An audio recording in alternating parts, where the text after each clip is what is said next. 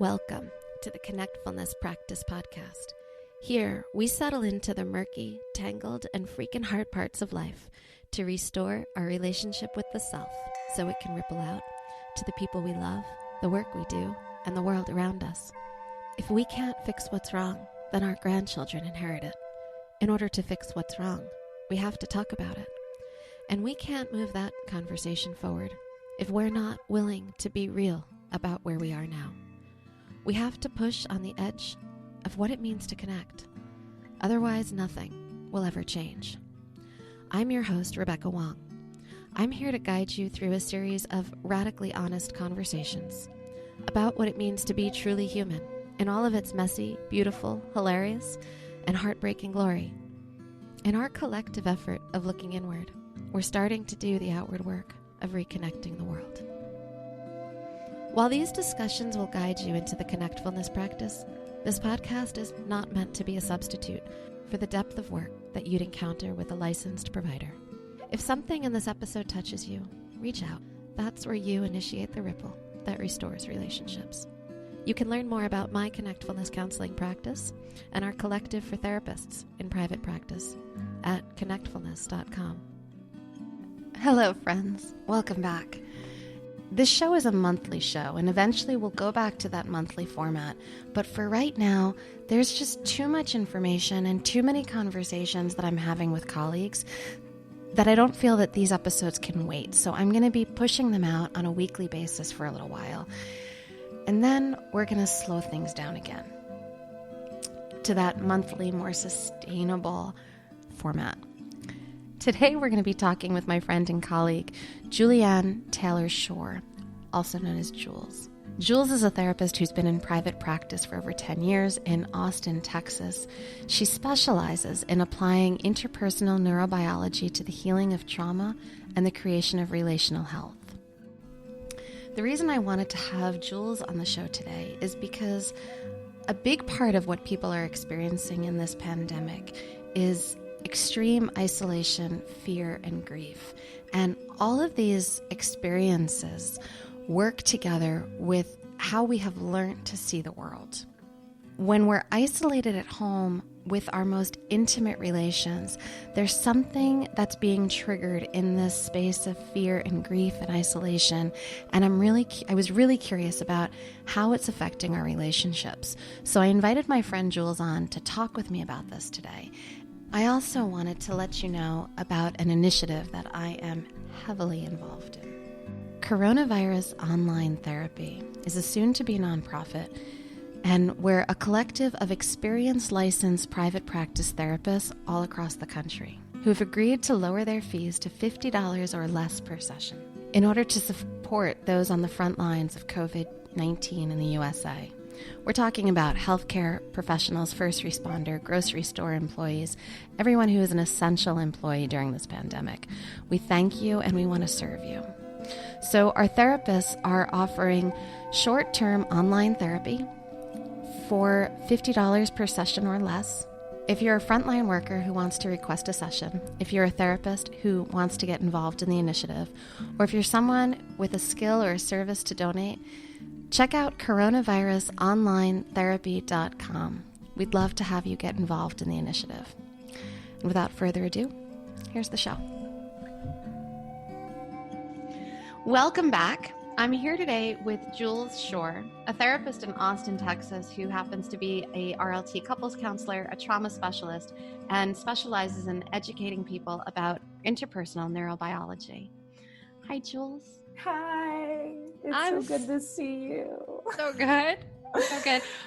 We should just kind of ground folks a little bit and let them know that, like, as the coronavirus was like starting to really take over the United States, we happened to be in a training together in Mexico. We had just met. And we were out of the country and away from our children. All of that. Yeah. Yes. So here we are meeting again over Zoom. Yeah. And, you know, the reason I wanted to bring you in here is because we both share a common framework in regards to working with couples, and that's RLT. But you bring into this work so many different components in regards to the interpersonal neurobiology and the brain science and your trauma specialization. And I couldn't think of somebody better to talk to about what it's like and what we're all going through being in isolation now. Yeah. How we're living with our most intimate partners in this kind of contained way and what that's stirring up within us. Yeah, thanks. I'm so thrilled to be able to make any kind of contribution to what people are experiencing right now. And I want to hold just, I hold you and your lovely family and all the families who are hearing this with such a warm heart right now. Yeah. Because we are all facing something huge, unprecedented in our lifetimes. Mm-hmm. And the isolation piece is a big part of what people are experiencing. And the fear piece is a big part of what people are experiencing, and the grief. And I think they're actually all working in tandem. Mm-hmm. And what I'm seeing from people right now in my practice, with the couples I'm seeing, with my own family, with my own friends, is that the implicit memory system is really deeply at work for people right now, which is good. That's the evolutionary design here. You want to break that down for my listeners and let I us know what you mean? Absolutely. So think about memory as happening in two different levels. One is what we would call explicit, and the other is what we would call implicit. Explicit is like factual memory, like I remember where I was on my last birthday, or I remember where I lived when I was 7. Or it could be something I've learned in school. I know George Washington was the first president of the US. It was not because I was there. But that would all be an explicit memory category. And then there's implicit memory. And implicit memory is operating constantly behind the scenes. And your implicit memory system it's comprised of a lot of different areas, but I don't want to get into the nitty-gritty details of it because I think that can be overwhelming. But to say it like this, your implicit memory system is a major part of your survival. There is no moment of any day where that living memory is not feeding you about what this next moment means.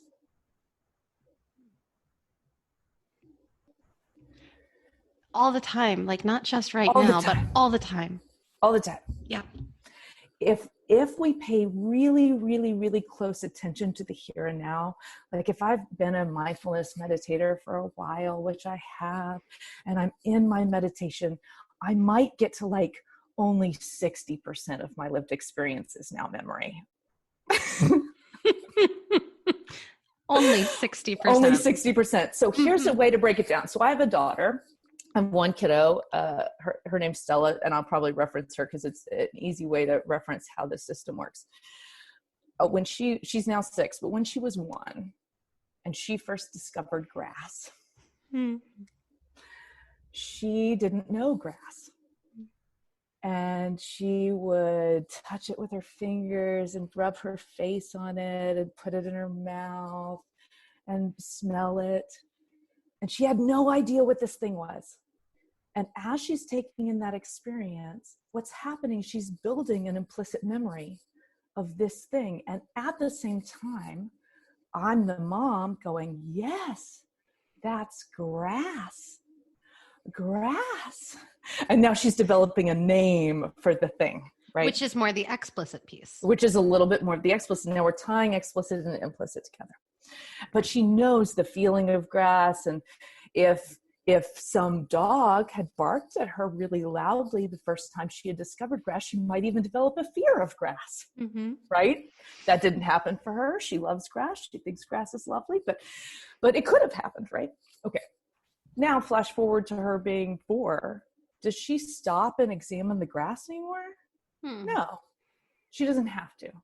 Because as she's running down the sidewalk, what she's actually dealing with is figuring out like what's new in this environment and what's already a known entity in this environment. And so every bit of every day, and we should be so grateful that our implicit memory systems work like this, because if not, we would look like 1-year-olds forever. Right. We would always figure out what the chair is by feeling it and licking it. But we don't have to do that. We walk into the room and we go, that's a sitting thing. And then we sit down and we move on with our day and invent things like indoor plumbing. I love it. Right. So our implicit memory makes our life easier because we don't have to newly discover everything. Exactly. So thank God for it. Mm-hmm. And it holds all sorts of the procedural memory, like movement, like how to walk. And it holds all sorts of emotional knowings, like what do I expect in a relationship? And what do I expect the world to feel like? And sometimes those are categorized. And generally, it's really great. Like you were saying, oh, that's such a good thing. Thank God we have this implicit memory. It frees up my brain to not refigure things out every moment of every day.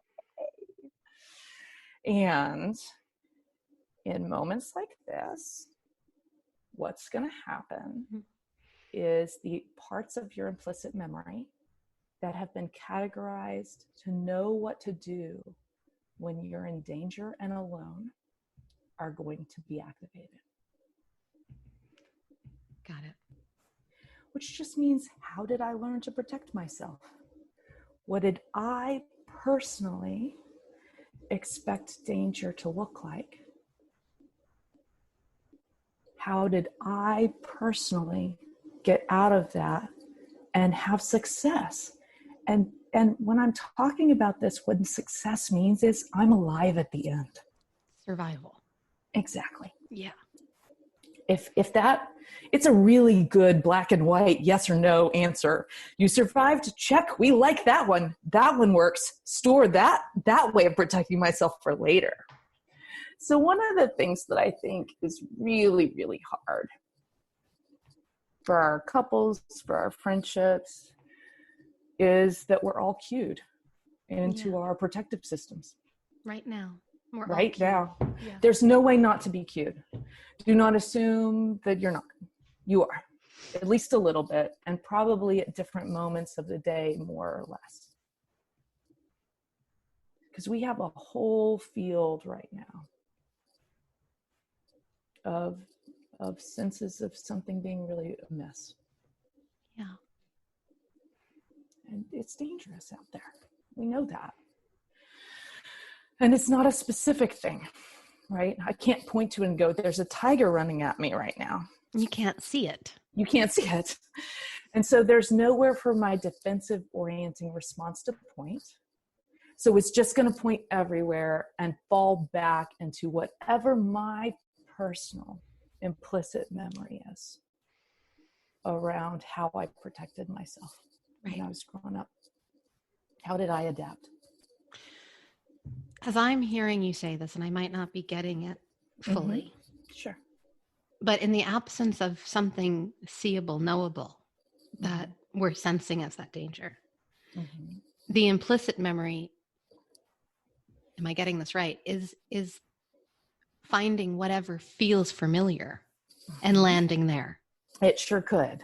It could be that we grew up in a space where there was a lot of danger, a lot of places. So holding an awareness of wide availability to danger is normal for us. But for those of us who it isn't, we might be telling a story to ourselves that's a little bit more specific because that's what we know danger to look like. So just holding a wide space is too much. And this, I've seen this in my practice. I've heard a lot of other colleagues seeing this in their practice as well, but that sometimes folks who grew up with a lot of chaos in their lives, with a lot of trauma, are managing this differently than people who hadn't grown up with that degree of chaos and trauma. Yes. In fact, maybe a little bit more calmly. Calmly, yeah. Yeah.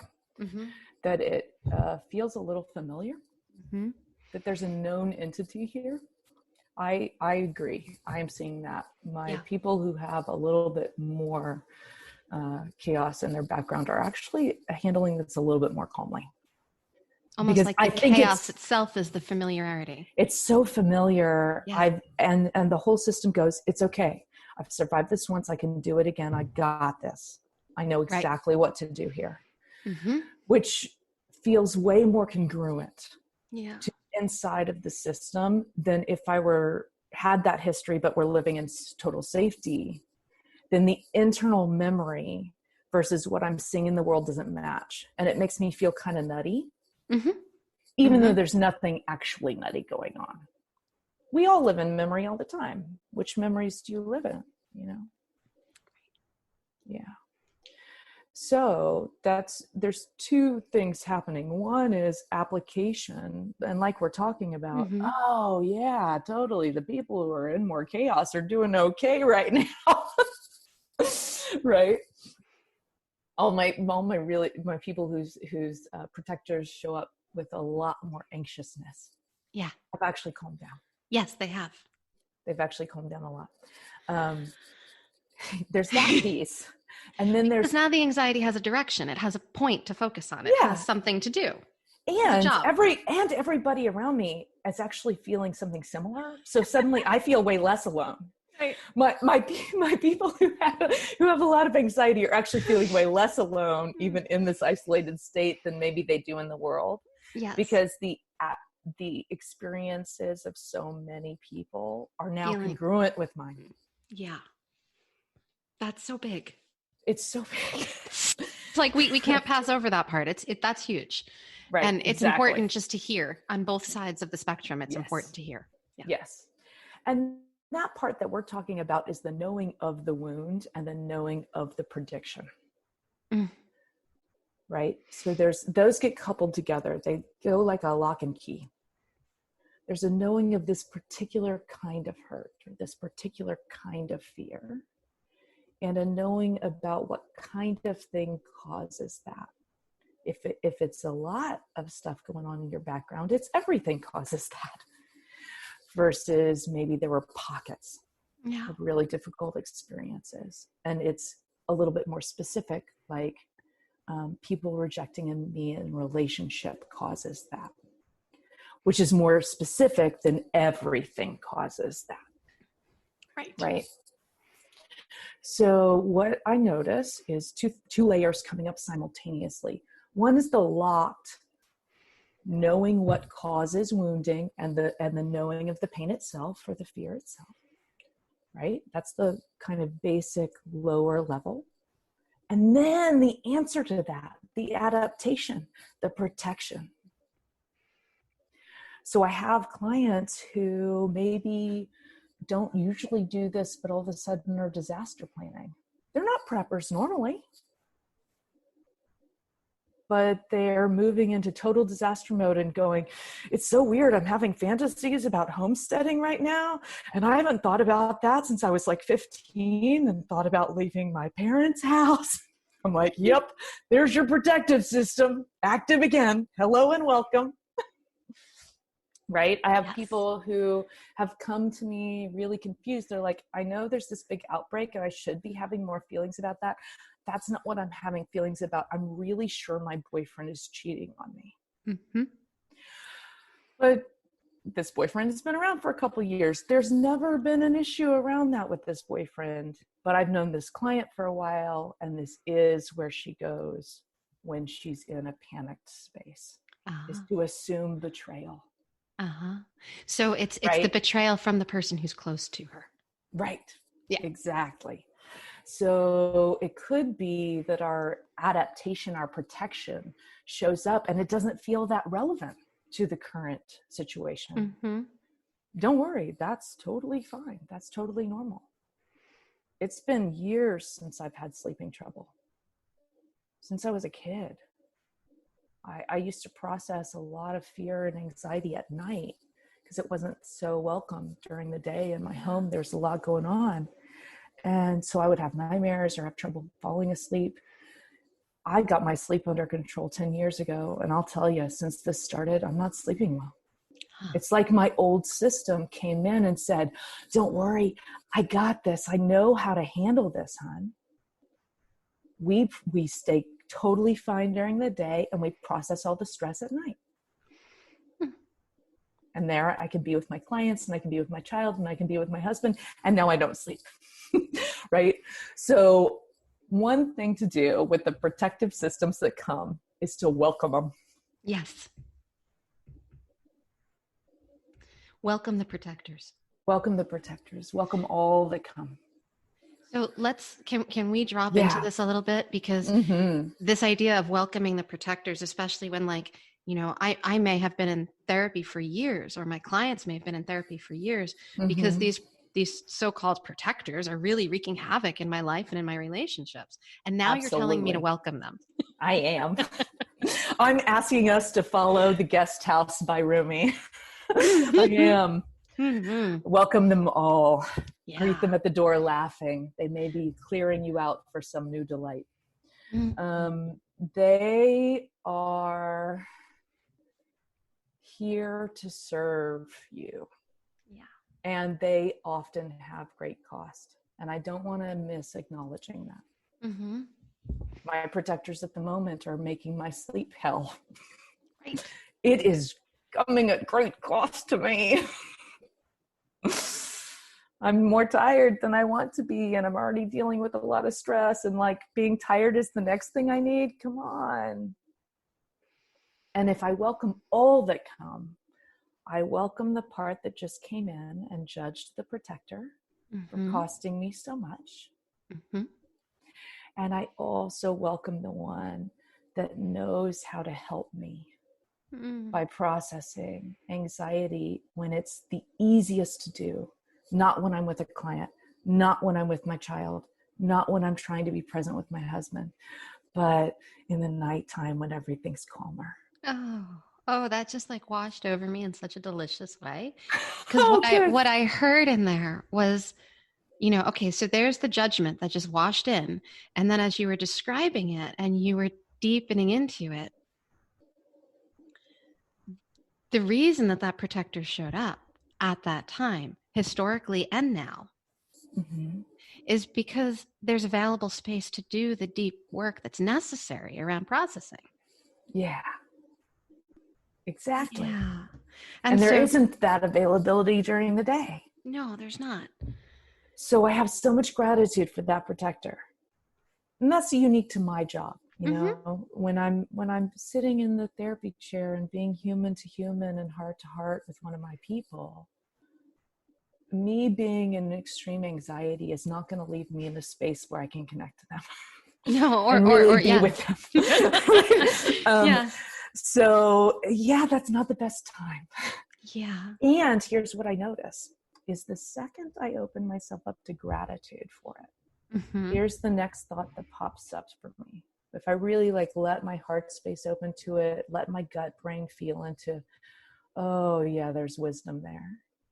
The next thing that happens is my body lets go a little bit. I notice a tension along my spine releasing.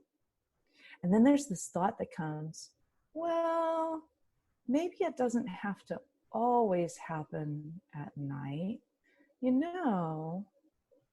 It could be that sharing this with your husband a little bit more rather than going alone protective is maybe a better option.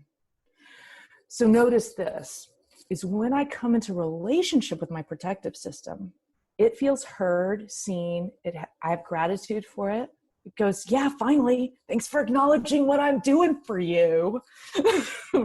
They have attitude, our protectors. They talk to us snarly.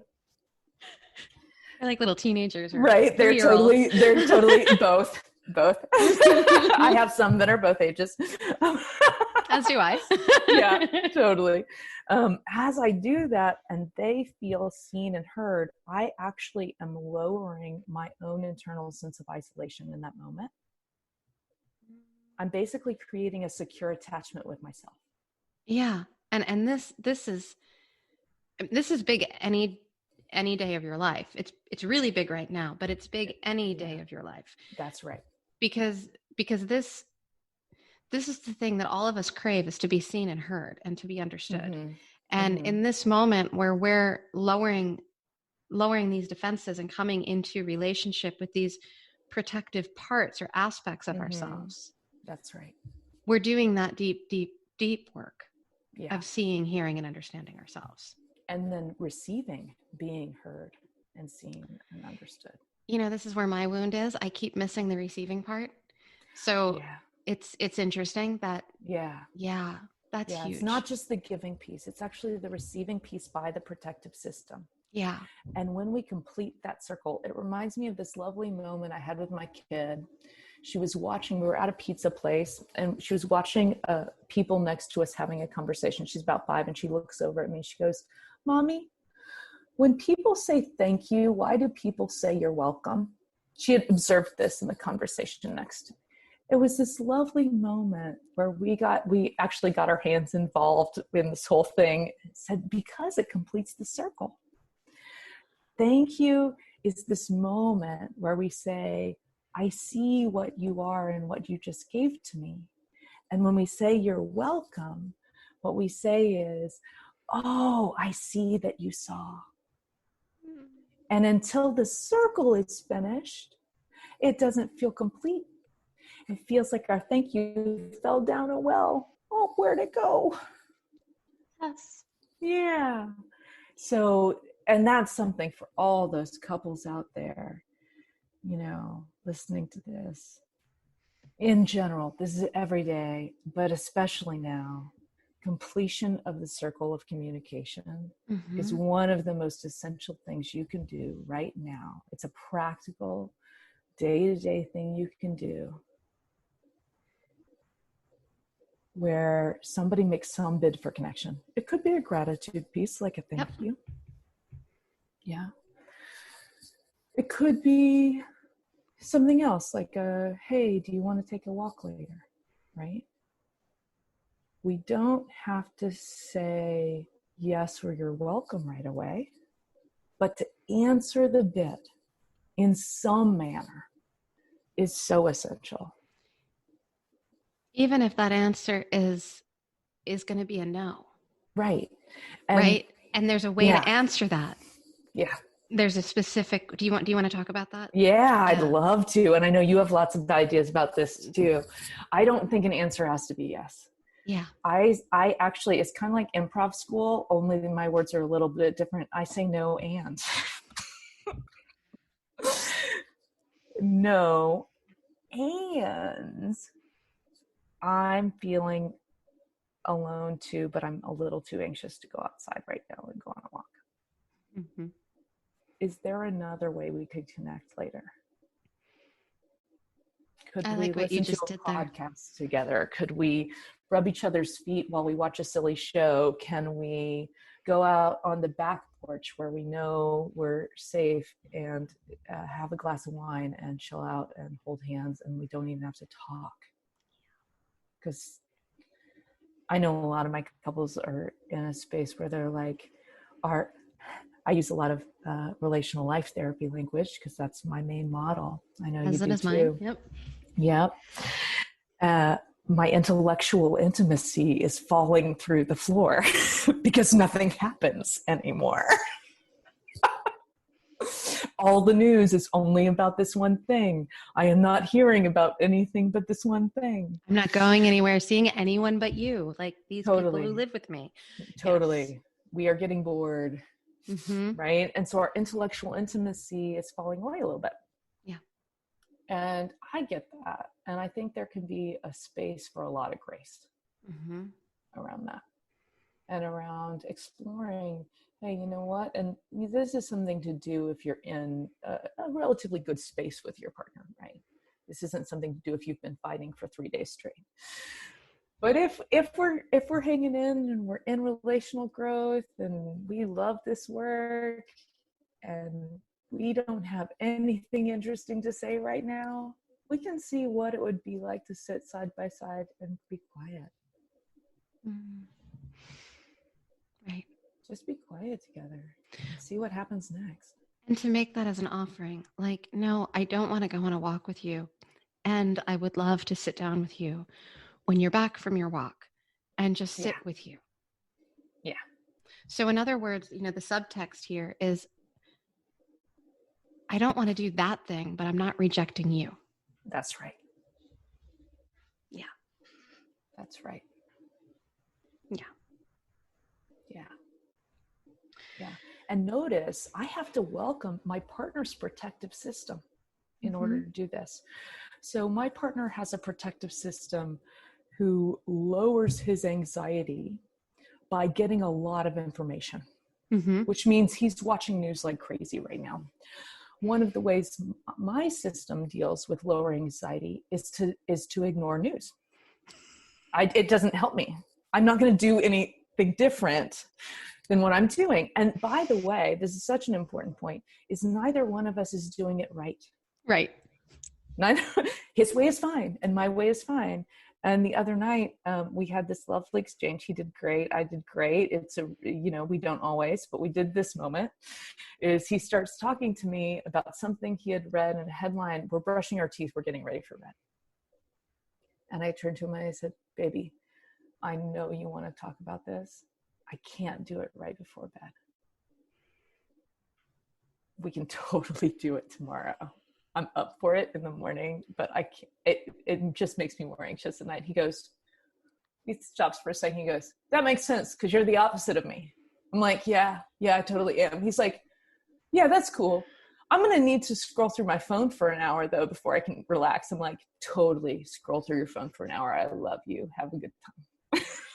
See, so James and I had the opposite exchange of that, where I'm more like your partner, and yes. I was going through and kind of sharing something with him, and he didn't have the words necessarily, but he did this like shaking it off like a dog thing, like a dog after a fight, Yeah. And I just like watched that energy discharge, and I was like, oh, okay, I'm gonna go take a shower. And then we came back together and we were like, okay, we saw what just happened. Yeah. You don't need what I was kind of needing, and I can find another way to take care of me. Yeah. Thank you for letting me know. Like that became the conversation. Exactly. And here's a tip for everybody who's in this space together, is the moment where your partner's shaking off like a dog, the moment where we're feeling a little irritated by the other one's protective system, i.e. we're about to do a protector to protector dance. It ain't going to be good. It's not going to be pretty. It's going to be a little bit more like karate than tangoing, right? Is not the moment to have the meta conversation. Right. That's not the time. That's the moment to move back into welcoming our own protective system, to finding if there is a space available. If not, that's cool. Just take a little time. Is there space available to recognize, oh, that's him protecting himself. That's her protecting herself. Right. And I think that's why me doing the same. In my example, that's why it was like there was a part of me that went, oh. And in that awareness, I was like, okay, what do I really need right now? I need some kind of rinsing off, discharge, letting go, not holding it all inside of me. And that's where the shower became the option for me that, was better than using him. So I'm sharing that as a like, you drop into the Exactly. It's a wonderful example of the creation of a pause. I think your example is what made me think about it, because I think you guys did that so well in that moment. And we don't always, right? Oh, in that moment. No, exactly. A lot of times when therapists are talking in spaces like this, we make it sound like everything's peaceful in our homes. Not true. We want it to be. We'd love for that to happen, but that's not the reality we're living in. But there is something to it though, because I think one of the things we do, and I noticed that in my own healing process, especially relationally, amplifying things that work, marking them and making them significant in my memory is really important, because now I have a new reference point for how to do this. So huge. And can I tell you a little brain science tidbit about why you should always do that?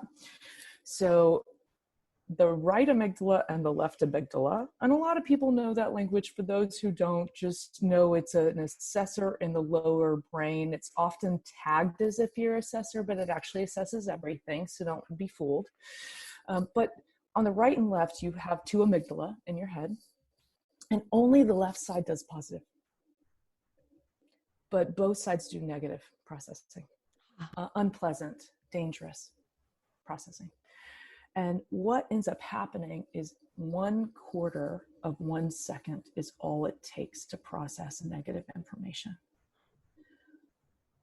1/4 of 1 second. But to take in positive information takes 15 to 20 seconds. So this is why they talk about the difference between how we weigh positive and negative like stuff, that it has to do with the processing speed. I had never heard it explained that way, Jules. Thank you. Yeah. So 15 to 20 seconds. And I'm so glad we're talking about this and really tagging it. Look at what you did just then. You said, oh, wow, I'm observing this. And then you took a pause, found some other way to let go of that energy. And then you guys could come back and have a meta conversation about, oh, wasn't that an interesting reaction? And it's out of there that come, oh, maybe it would be helpful if we tried this or this. And don't worry if it doesn't work. That was just an experiment anyway. Right. Yeah. So we do actually want to slow down and notice, oh, that's a pause, and that's what worked first. And then after the pause, you realize there was another way to do the same thing. And then after that, you guys come back. Right. And it's, I think every couple stumbles upon these really positive exchanges. Oh yeah, we just need to highlight them more. Because if you don't spend 15 to 20 seconds, let's pause here and just notice 15 seconds. I'm going to count it off. Here we go. Everybody listen.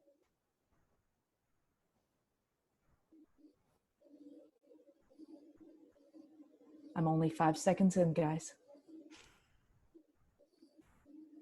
Wow, I have to talk about this for a long time. Now I'm in 10 seconds. Oh.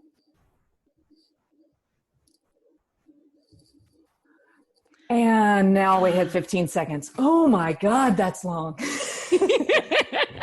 And so if I'm actually going to be paying attention to something positive, notice how I have to draw out my awareness. And drop in. Really deeply drop in. Because really holding. if I'm in an escalated state, right? And I'm kind of, fired up. Yep.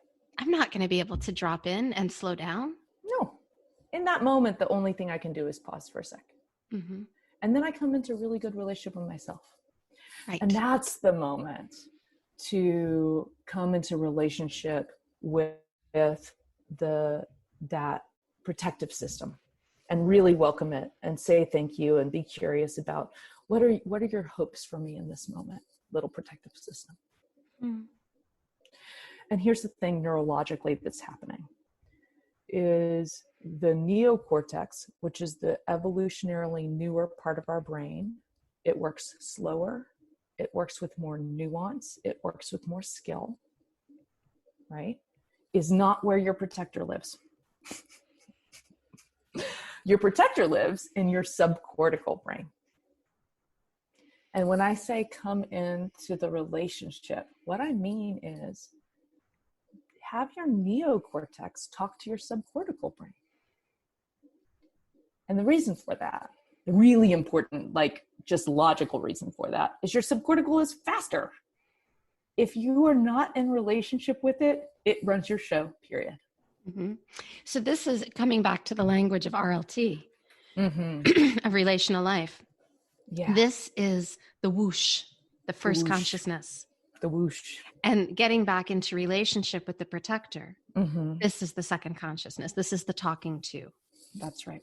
Yeah, that's right. And what we're doing really is we're hooking our prefrontal cortex to our subcortical system. We got unhooked for a second. And what we're going to do is we're going to reintegrate our brains. So when a brain is integrated, all of the different parts of it stay doing their own thing. They stay differentiated, but they also have really good relationship. They come into linkage with each other. When they're not, we flip our lids, right? And my neocortex is functional. That's why I can still talk to you. I haven't lost my ability to yell at you in the middle of my kitchen, right? But who's running my show? It's the subcortical who's running my show. And it's not that the prefrontal cortex no longer exists in my life, but it's not in relationship to the subcortical. It's disintegrated. My brain got unintegrated for a minute. Yeah. And here's the key. Have you guys ever talked about polyvagal theory on this show before? No, we haven't yet. Go there. Okay, so this is brand new for everybody. So I'm going to break it down like this. Okay. I'm like geeking out right now with you, Jules. It's awesome. Super fun. So here's the thing. First, I have to just let you know that this is actually a theory of the evolution of the autonomic nervous system. So if I were to stack a brain in general, I'd say brainstem, autonomic nervous system, base, fastest. It is the lowest part of your brain, is one the oldest. Then subcortical, that would include basal ganglia, limbic system, insula, anterior cingulate, that sort of thing. And then the neocortex sort of wraps on top. So I'm talking about the very, very, very lowest part of your brain. So the very, very lowest part of your brain. In that hand model where... Right? I'm using the hand model. For anyone who hasn't seen it, I'll try to send Rebecca a picture of it. But it's the palm of your hand is the brainstem, lower brain. If you tuck your thumb into the middle, that would be the subcortical system, the limbic system, but it also includes others. And then if you wrap your fingers around the top, that's the neocortex. And the neocortex wraps around the brain like you wrapped a package. So when we're talking about that base system, we're talking about your palm. I am. Yeah. Exactly. Okay. And so polyvagal theory, which was created by a guy named Stephen Porges and has tons of research behind it at this point. His theory is a theory of the evolution of the autonomic nervous system. And it goes like this. Once upon a time, I was a non-bony fish. And when I was a non-bony fish, I floated through the ocean. And I did not need to do anything other than digest food. Enter what's called the dorsal vagal complex. And it's a part of your parasympathetic nervous system, and it just calms everything down. One of the ways I remember that is I say parasympathetic, like parachute. It chills everything out, it floats it down, right? So you've got your dorsal vagal complex as its base point. Then we became bony fish. And when we became bony fish, we had to solve a problem. We all of a sudden need to get energy to muscles that are connected to bone so that I can propel myself through the water. So enter the sympathetic nervous system. And what we do is we just stack it on top.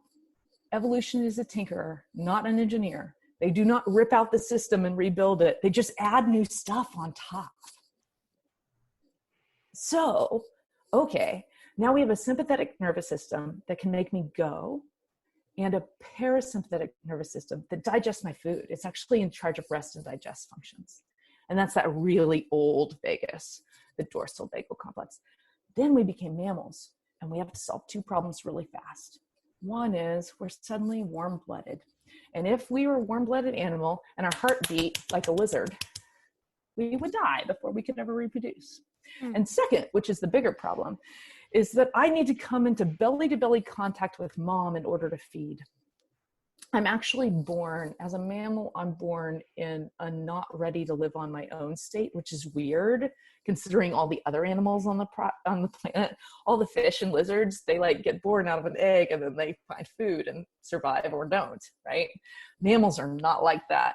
We are born in vulnerability, and the more evolutionarily new, the longer the vulnerability period, right? So I need to be able to come into belly-to-belly contact with somebody of my species and not freak out.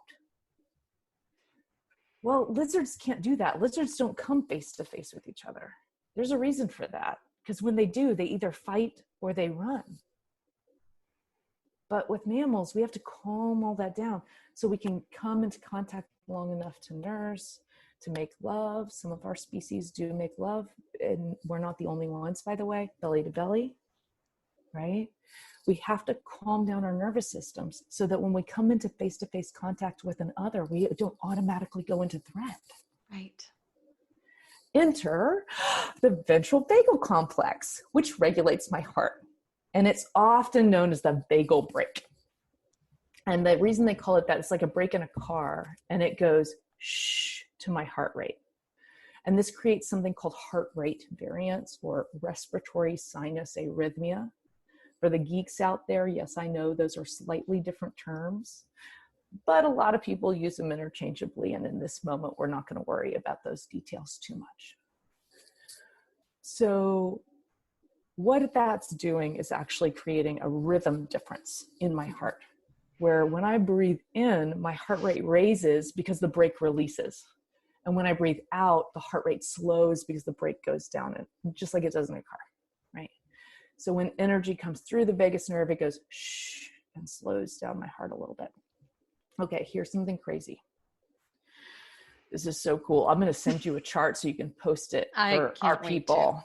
Please. So this whole system has a 1/4 of 1 second scan. So 4 times a second, it is scanning for safety or danger. So basically, this is that same 1/4 that you were talking about before in terms of processing negative. It's not exactly. It's a similar speed, but they're actually different parts of the brain. Okay. So, but it's also on a 1/4 of a second. In some of the studies, it looks like 1/5 of a second. Most of them say 1/4. Super fast. At this point, who cares, right? The point is that it's super, super fast. For our relational health, it's really, really important for me. When I know my clients have such a gift when they get this thing. So there's this thing that Porges coined the term neuroception.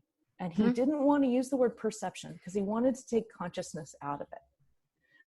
What he's saying is 4 times a second, this lower part of your brain is scanning the input from your body and from your external senses, your sight, your smell, your sounds, your touch, right? All of the senses, and the emotional knowing that's held in the gut brain and the heart brain.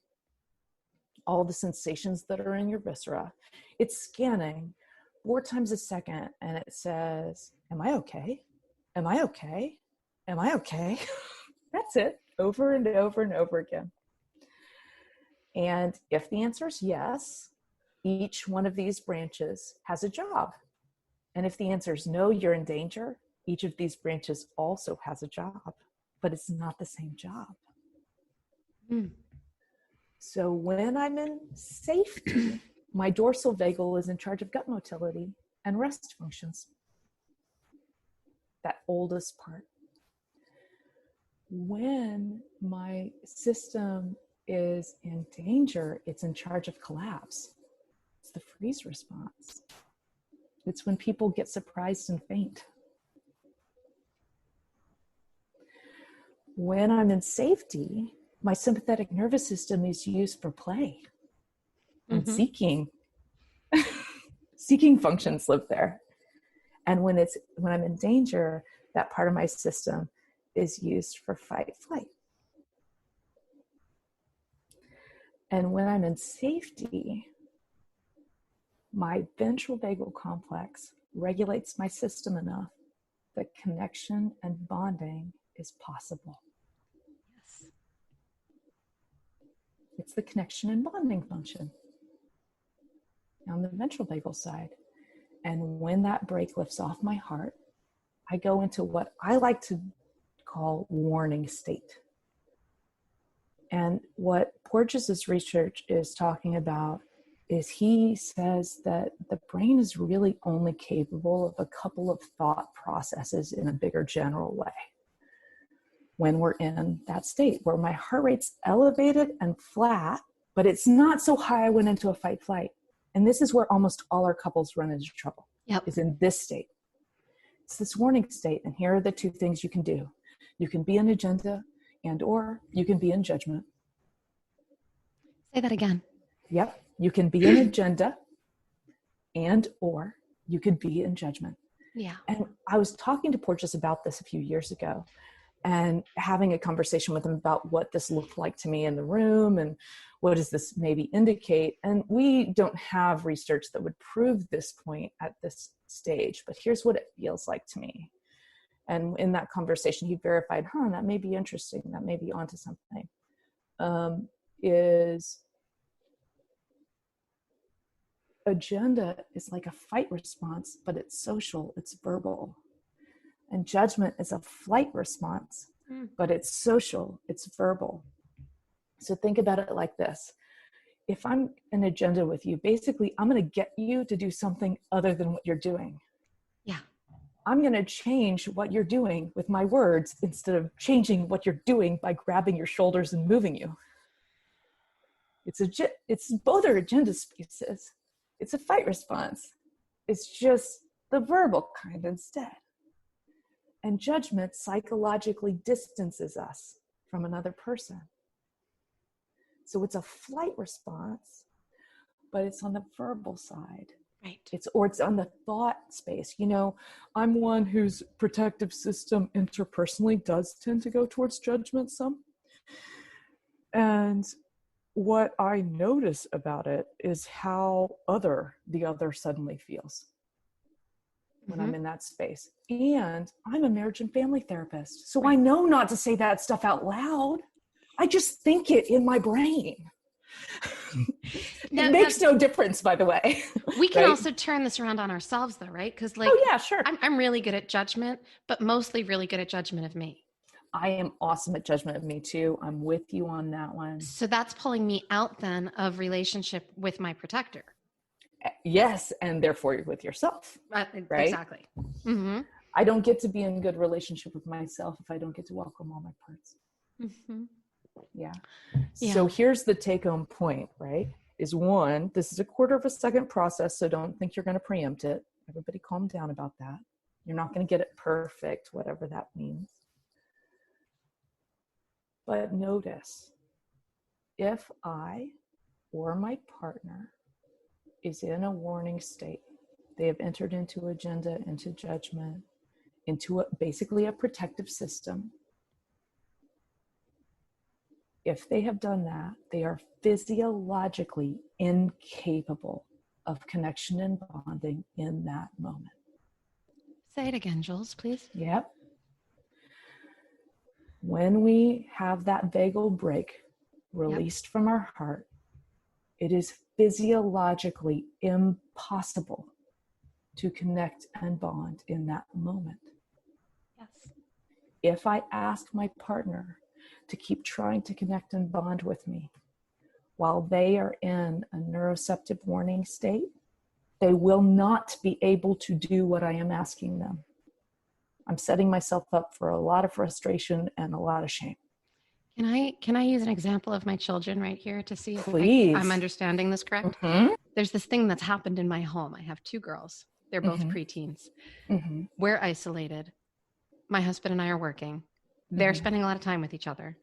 And guess what they do? Every now and then they get triggered and they fight with each other. Totally. And incidentally, what I have found to be the best fix for this is giving them hugs. Yes. Not talking, not asking any question at all about what happened, but showing up and giving hugs. Mm-hmm. And then after things kind of settle into those hugs, then we can talk. And can I tell you about why that is a really good move? Is in that moment, them problem solving is not available to them. Mm-mm. Them coming in to repair with each other is not available to them. Mm-hmm. Physiologically impossible. Mm-hmm. But what they are doing is receiving care and shelter, right? A hug is really sheltering, is why it works so well. Yeah. Is shelter from someone who is way more regulated than them. Mm-hmm. If you had an agenda for calming them down while you gave the hug, it would not work. Because you would be in neuroceptive danger. Yeah. I would not be so regulated. Exactly. Yeah. And then you're not available for connection and bonding either. Right. And that's not helpful. And now this is bringing me back just to connect back to an earlier example that you gave. This is also why your protector shows up when you're trying to go to sleep and not while you're sitting in a therapist chair. That's right. Yeah. Exactly. Exactly. Because if I get into that dysregulated space, I'm going to be an agenda with my people. Right. And then they're going to feel that. And they may or may not be able to name it. But what's going to happen is both of our systems enter into and then stay in neuroceptive danger. Now, connection and bonding is not available. Seeking behaviors is not available. Play is not available. Rest is not available. Digestion functions go offline. So look at all that's not available. It's huge. When we are in distress.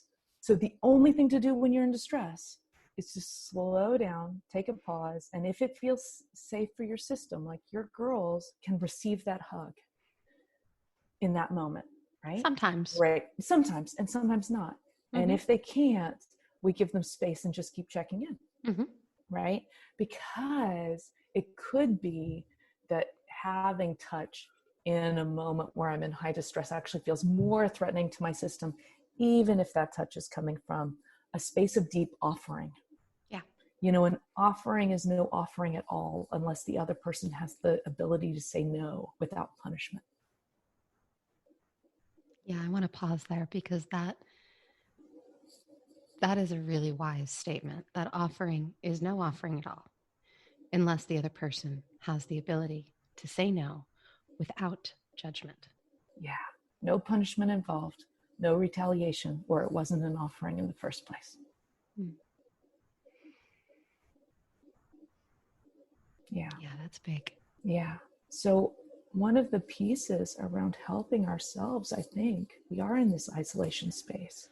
We are in enormous amounts of fear and enormous amounts of grief around, you know,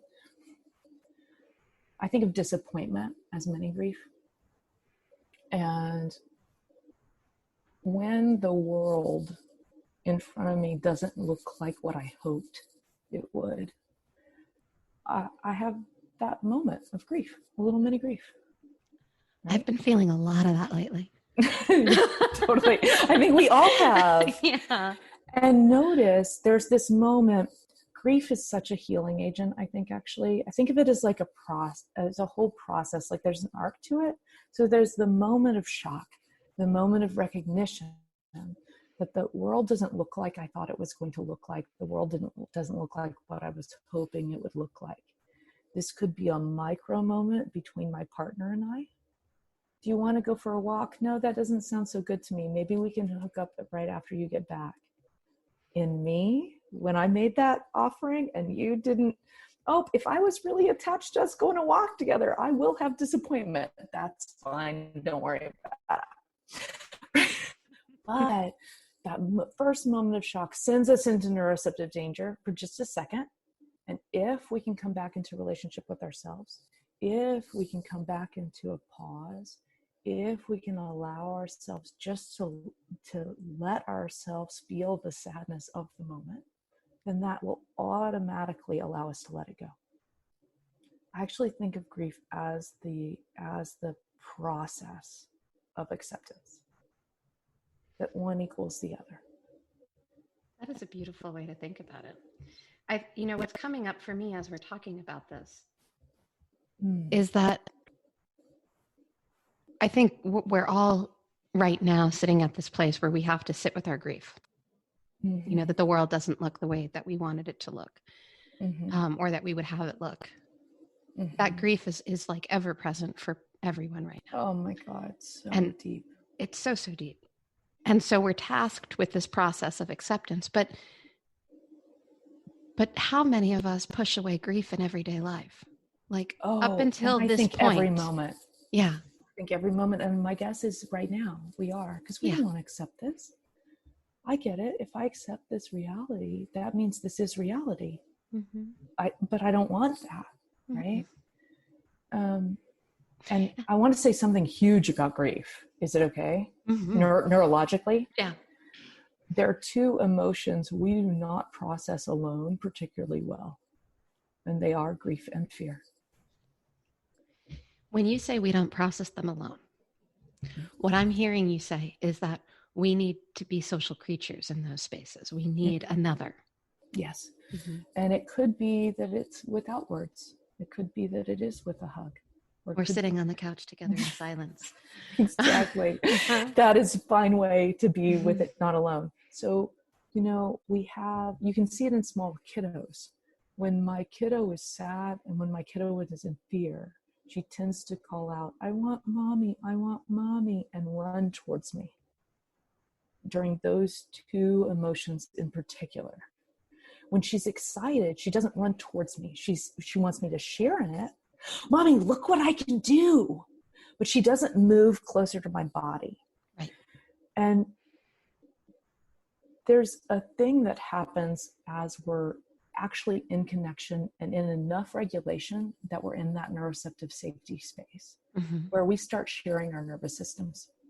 This is why my children are showing up in my bed in the middle of the night now. That's right. And mine is too. And she hasn't done that in a while. And she's doing it all the time and crawling into bed and needing longer to be put down right now. Yep. It's because she can feel the stress. And she's 6. She's not processing a lot out loud about stress. I asked her about, how is this for you? How is this sickness? And the fact that the sickness leaves us staying inside a lot. How is that for you? And she goes, I don't know. It's weird. And she's also doing baby play like crazy, and she's whining way more, and she wants longer cuddle time at night, and she's waking up in the middle of the night. She doesn't usually do that. So all of these things, I'm seeing that stress show up, but it's not showing up in a conscious way. That's fine. If I can be in a space where I just recognize, oh, that's her protective system. Welcome, protective system. Towards my kiddo, towards my husband. And towards yourself. All this, and towards myself, exactly. Then I don't have to be in judgment of them. That's my way of protecting. Or agenda. I'm going to get them to do this differently than they're doing it. The agenda is a controlling piece. It's a controlling piece, exactly. It's just like a fight response. You know what? The other piece that's kind of striking me here is as you're talking about this, I noticed that I have coined these kind of 2 ways of talking about the judgment that often shows up, whether it's directed inward at ourselves or outward at our partners or others. And just to kind of keep it on a simplified binary, the opposite of that, sure. I've talked about as curiosity, right? And as you're talking about this, I'm hearing that curiosity kind of showing up too with the like, oh, that's my agenda, or oh, that's my judgment, like that noticing, that pausing. That's that piece of just kind of dropping into like, what's happening for me right here? That's the curiosity. Right. And when you do that, even if you can't follow it, even if you say, oh, what is that? And the answer is, I don't care what the heck it is. That's okay. Because the sheer asking of the question in that way, how do I feel towards that thing? Can I observe that this is happening? Turns on the little third eye position in the brain, the orbital medial prefrontal cortex and the ventral medial prefrontal cortex. And those parts actually have the ability to observe the subcortical through a direct track that actually goes to the entire limbic system. Whenever it calms you do the that, whole thing down. Right. It's almost like a here, like we're going to be okay. Yeah. Shh. Yeah. And it feels like, you know what it feels like on the receiving end, as my subcortical receives it, it's like that greeting, I see you, I am here. Without any agenda in it. I see you to the protective system. I welcome you to the protective system without agenda that it should change, so that I am not in neuroceptive danger. Because if I am, I lost the ability in that moment to connect and bond with me, just like I lost my ability to connect and bond with you. And if we're going to be able to hold this level of fear and this level of grief, one thing we've got to do is have a lot of grace around how often people will be flipping into protective systems, into neuroceptive danger. Of course. A lot of grace around it. We're all doing that all the time. All the time. Yeah. it's constant right now. Mm-hmm. And when those moments do come where I can be with myself kindly, when those moments do come where even when he's talking about the news in a way that my system's finding distress, right? And I practice it a lot. And so I can do it relatively quickly if I'm having a good day, right? Where I go, oh, yep, you hate it when he does this. That's because it riles you. Oh, reassert your psychological boundary. That's his way of being with, oh, right, that's his way of calming himself down. Oh, it's true. He would be in more distress if he weren't doing this. Oh, thank you so much for telling me all about the news. And in that moment, right, I can be with him and answer, oh, sweetie, you're really scared. Can I give you a hug right now? And I may not engage in a conversation about what happened in the news that day. For my Because system, that's not that great. No, yeah. And it's a boundary thing for me. Like for my system, I would be overtaxing myself to do that. But you're doing that work too, right there in that moment where you're telling his system, telling his system, I see you, I'm here. Yes, exactly. I see that you're scared. I'm here for that hug. I don't need to hear everything about the news. That's not but I see that underneath the telling of it, I see you. Yeah, exactly. And, we've developed all sorts of ways of being with it, where, oh, in this moment I can be with you if you need to download the flood, or maybe we could write it down, or, hey, make a voice recording, or send me some articles you really want me to look at and we can talk about them later tonight, Yeah, James and I have those kinds of things too. We call it, do you want to get on the Becca train or not? I love it. I love it. Yeah. Yeah. So, but yeah. That's what we develop relationally as we learn each other, as we start to understand we have different ways each. And it doesn't make, just like we said before, any right or any wrong. We just have different ways of showing up. That's right. There's no right, there's no wrong here. But when we do honor the ways the other person is showing up, even if they create a little pain for us, when we can welcome them a little bit, and I'm not talking about welcoming them behaviorally necessarily. I'm talking about lots of limits behaviorally, right? Like the other night when he was talking about the news and I said, oh, right before bed's not a good time for me. Or when you were talking about seeing him shake it off and you stopping and going, oh, maybe this way of doing it, I could find another way right now. When we're talking about that, I think what we're talking about is coming into enough relationship with ourselves that our brains hook back on. We move into neuroceptive safety, and then we are available for a second to come in and experience the grief together.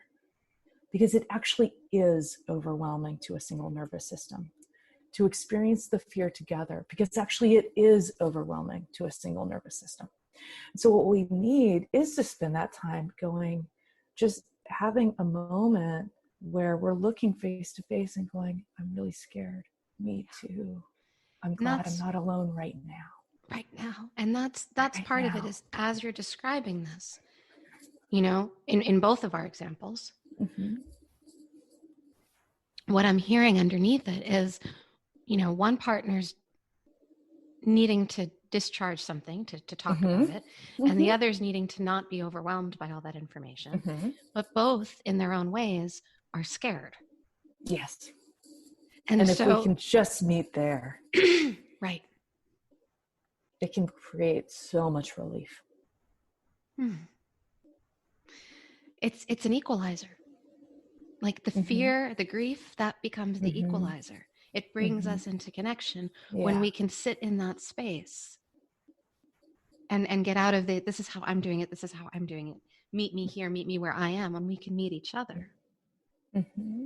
Yeah. Yeah.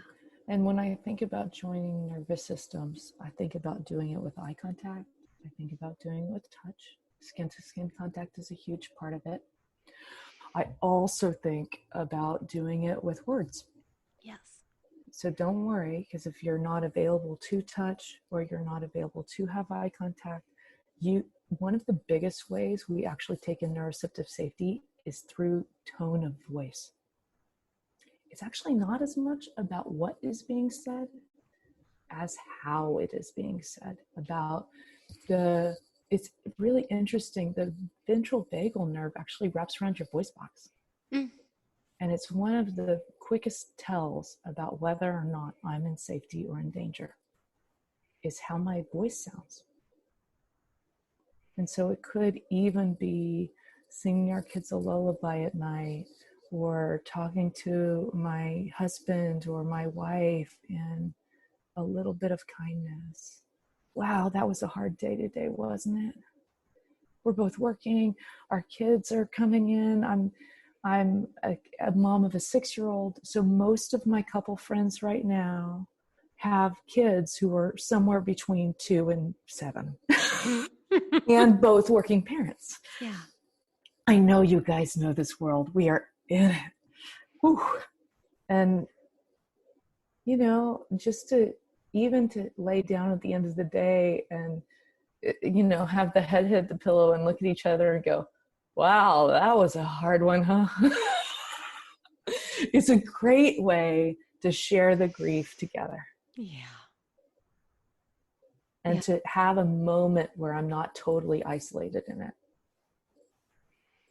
I also want to give a big shout out for protective systems that compartmentalize. Yeah. Because it is normal right now that you wouldn't want to face all of the fear and all of the grief all at once. So yay to all of our protective systems that are letting us titrate it a bit. And being in a little denial and a little bit of pushing it away and a little bit of watching, my husband and I are on the Great British Baking Show right now. It's like the best thing in the world to watch. It's like the best thing in the world. It's so awesome. We've never seen it. This is the perfect moment. So we're cuddling on the couch and having a glass of wine and watching British bakers have lovely bakes. Not just lovely bakes. I'm just going to give them a little plug for a minute. Not just lovely bakes, but we watch it as a family too. We've watched all of it.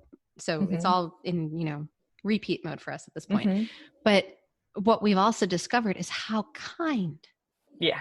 It may be a competition, but there's a kindness.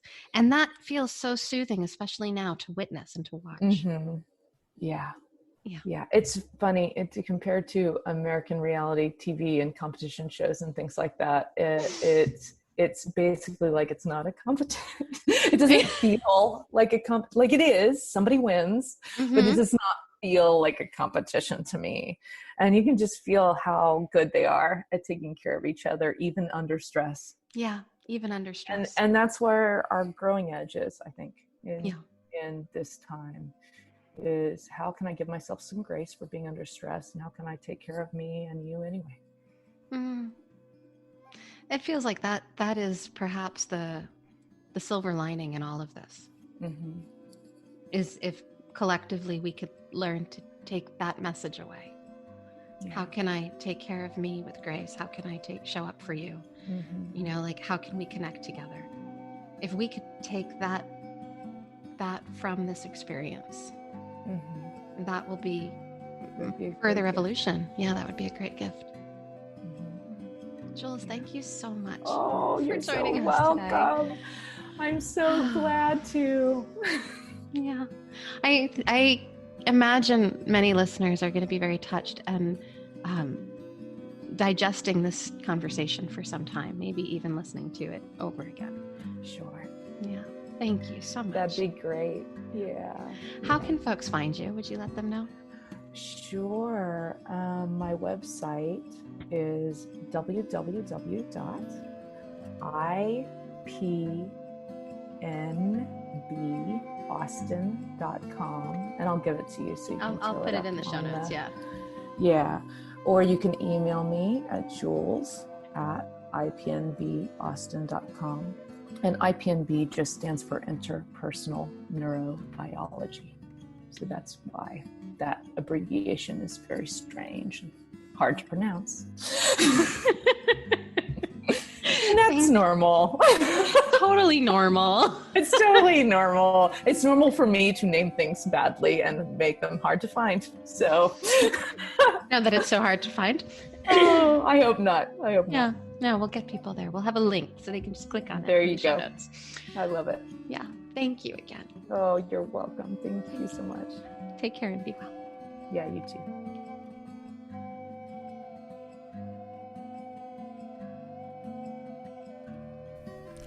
All right, my friends, that's the end of this episode. Please be well and come back next week for another episode of the podcast. Listeners often ask how they can support the ongoing production of the Connectfulness Practice podcast. Truly, the best way that you can is to simply subscribe and rate the show on your favorite podcasting platform, and then hop on over to Apple Podcast and leave us a review. You could learn more about my counseling practice and my collective for therapists at connectfulness.com. This episode was brought to you in partnership with Coronavirus Online Therapy. Learn more at coronavirusonlinetherapy.com.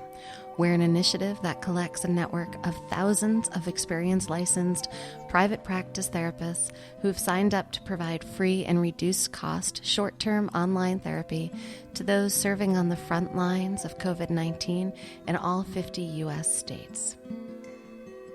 I also want to express my deep gratitude to Sarah and Chris Ferris, the musicians behind the beautiful soundtrack for the Connectfulness Practice podcast, which was recorded and mixed at Kidney Stone Studio.